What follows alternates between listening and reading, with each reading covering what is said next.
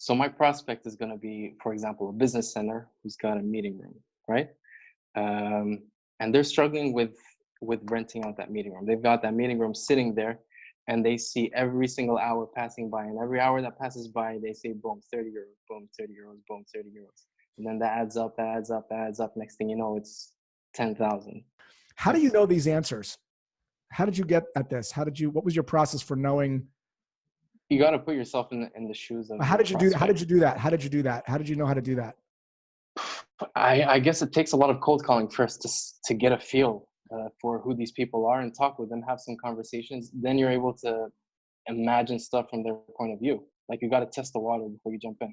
Yeah. And another tip to give you here is to actually talk to customers that bought. Okay. Right? So you talk to a building that actually signed up within the last 30 days, and you can ask them a question like, it looks like you signed up about 30 days ago. Do you remember when you first started thinking that this was a problem? Was that like a year ago? Was it 2 years ago? Oh, it was 3 months ago. How'd you know at this time it was a problem? Like, what were you seeing that you were no longer able to see? How many days did that happen before you started looking and were open to the solution? What you're trying to get at is, I was able to get out of the car fine, but like 3 months ago, I noticed that my knees started to hurt a little bit. And what you're going to find here is this rich language that you're going to be able to use in your cold call, which we're going to get to in a second. But I call it the customers will give you the language you need to sell other people like them. You did a really nice job of articulating it inherently, but it's possible that you're missing out on some language that you would get if you were to actually talk to people. I'll give you an example. Yesterday, I was talking to a woman who was trying to get better at cold calling. Okay. So if I were to develop a cold calling landing page to sell a cold calling course, I would say, hey, get better at cold calling with Josh. But when I interviewed her, when I was talking to her, this is what she said. Every time I pick up the phone, I feel small. And the person that I'm calling, I feel like they're big. I don't feel like that in my normal life, but I do feel that when I pick up the phone. I go to reach for it, but just when I'm about to pick it up, I reach away. And so now imagine that marketing copy, right? Do you feel small? I mean, you could feel the goosebumps almost, right? Yeah, Tip number one is, and we won't do this today, but tip number one is you did a great job of articulating. Probably going to roll with that for this cold call exercise, but consider talking to a couple customers and see if you can even get more lingo from them and how they describe it, because you'll be able to use that actually in the pitch. Listen, Josh, I'm calling because I'm on your website right now and I'm not too sure. It looks like you guys got meeting rooms, but I want to ask you, are these meeting rooms available for people who aren't your customers in your offices? Yes, they are. All right. Quick question. What kind of how often are they booked, these rooms? I mean, have you got them booked throughout most of the day, or is it empty sometimes? I'm sorry, Mohammed. Who are you? What is this about? Yeah. I'm sorry. I'm from Virtual and Go. Sorry, I didn't introduce myself. You heard of us? I've not heard of you. No. All right. So basically, let me tell you the story. We're a reservation platform that puts in touch clients who are looking for meeting rooms with different centers that we have all around Spain, who obviously want to rent out their booking room, right? Their meeting room. So what the situation is right now is that we've got a huge demand ramping up, but we don't have the centers necessary to supply that demand. So what I'm doing is calling you to see if you'd be interested in getting some clients by signing up on our platform. And scene. Dude, I thought that was really good. Honestly, man, I really liked it. I'll tell you why I liked it. So a couple reasons. There was a very clear confidence in your voice. Okay. The tonality was really upbeat, I thought, and energetic. And I also thought that when I put you on the spot and stopped you as you were asking the questions, that you were able to clearly articulate how you could help me do something better. Thanks. I also thought the first couple of questions were really relevant. Do you have this space and is it available for people on the outside? And if they said no, you probably would have said, okay, thanks, man. I don't, right? I mean, I'm assuming, like I said, no, that's only available internal. What would you have said? You would have been like, thanks a lot. Sorry. Yeah. No conversation. Not a good fit. So, exactly. So this idea that you're not assuming that what you have can help someone, but you're asking to see if there's a problem that you can help someone solve. And so exactly. I would imagine, Mohammed, you have a lot of success with that. I would think that's a great cold call. Let's see. Let's see. It's a strategy I put in place in February, so it's still early days. Have you But the done that? thing is, Have you made calls with this before? in English, no. So it was the first time I did in English. You caught me off guard. I'm usually doing it in Spanish, so I really had to improvise there. But it's pretty much the gist of it. That's pretty much what I'm doing. I absolutely loved it.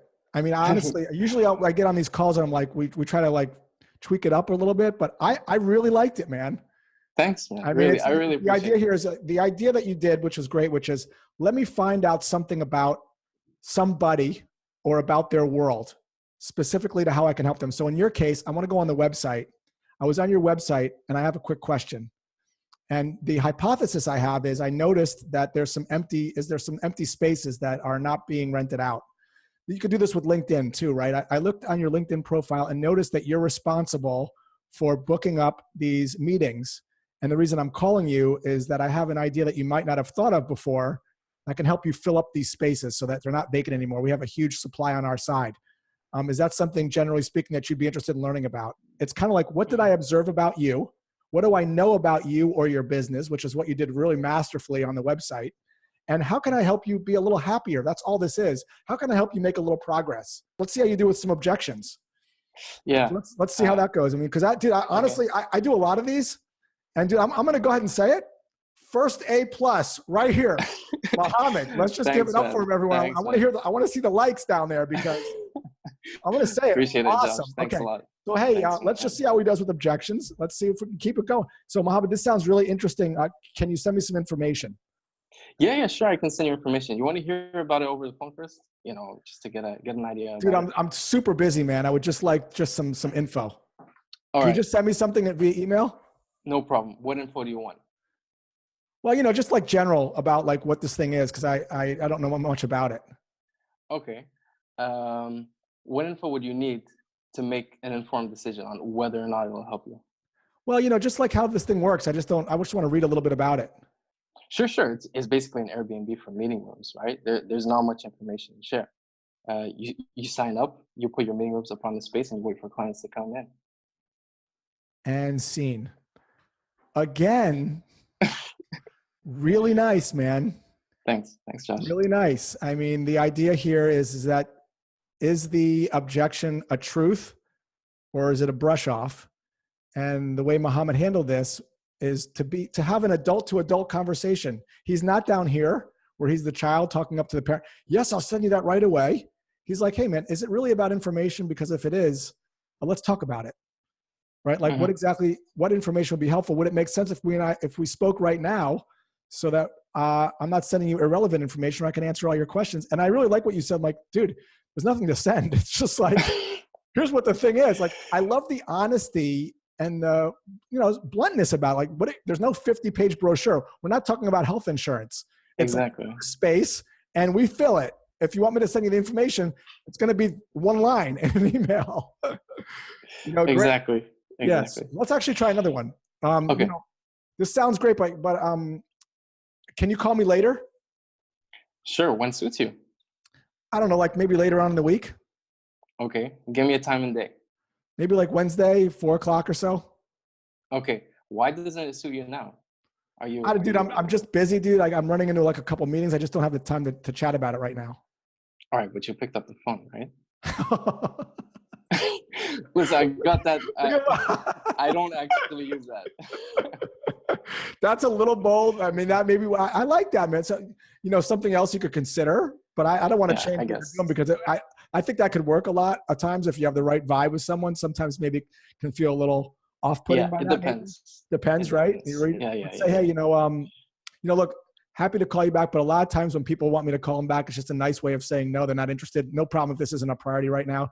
You can fire me right now. Should I just get off the phone? Filling up spaces is not something you're really interested in, right? And that's going to flush out, we call it golden lasso questions, kind of flush out the truth. Mental attitude you got, the mindset you got, the tonality you got, the messaging you got, the vibe, the diffusing objections, you're charming, dude. I think you're going to crush it, buddy, honestly. Thanks, man. Really appreciate it. It takes a lot to get that kind of feedback from someone like you. Thanks dude. I mean, sometimes on American Idol, everyone goes and stands up and gives the person a standing ovation, man. And that is what happened today. Awesome. That's really kind of you, man. Seriously.